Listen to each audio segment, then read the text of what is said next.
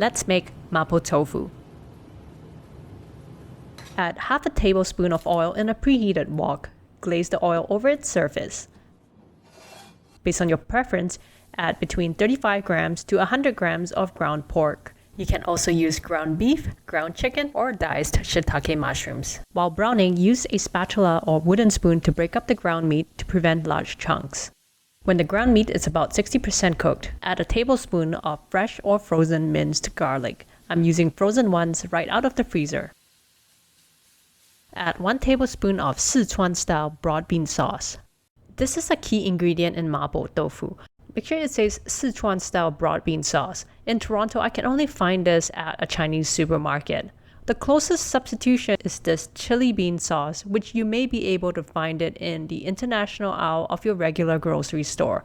But these two are not the same thing. The tastes are different.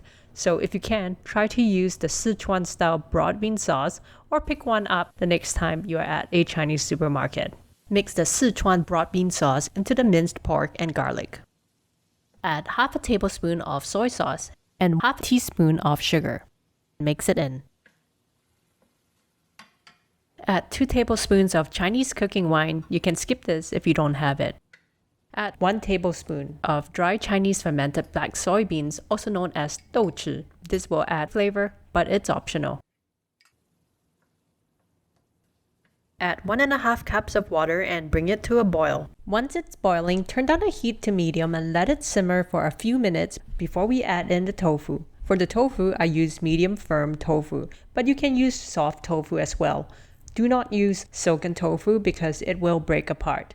Cut the tofu into half-inch cubes, then add between 300 grams to 454 grams of tofu into our mapo meat sauce. Gently use the spatula to shift the tofu so all sides of the tofu is coated with the mapo meat sauce. Turn back up the heat and bring this to a boil. Add in about 2 tablespoons of chopped green onions. I'm using frozen ones right out of the freezer, but you can use fresh ones as well. Let's make a slurry by mixing 2 teaspoons of cornstarch into 2 tablespoons of water. If you are making the slurry ahead of time, be sure to stir it well before using it as the cornstarch will settle at the bottom over time. Then drizzle this slurry over the mapo tofu. Use your spatula to gently push the tofu into the middle so the slurry can be evenly distributed into the sauce. And in less than a minute, you'll start to see the sauce thicken.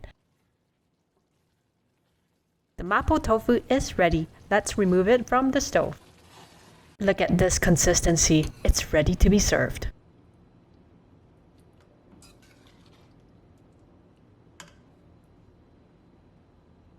Today, I'm serving this with steamed rice and braised frozen okra in oyster sauce.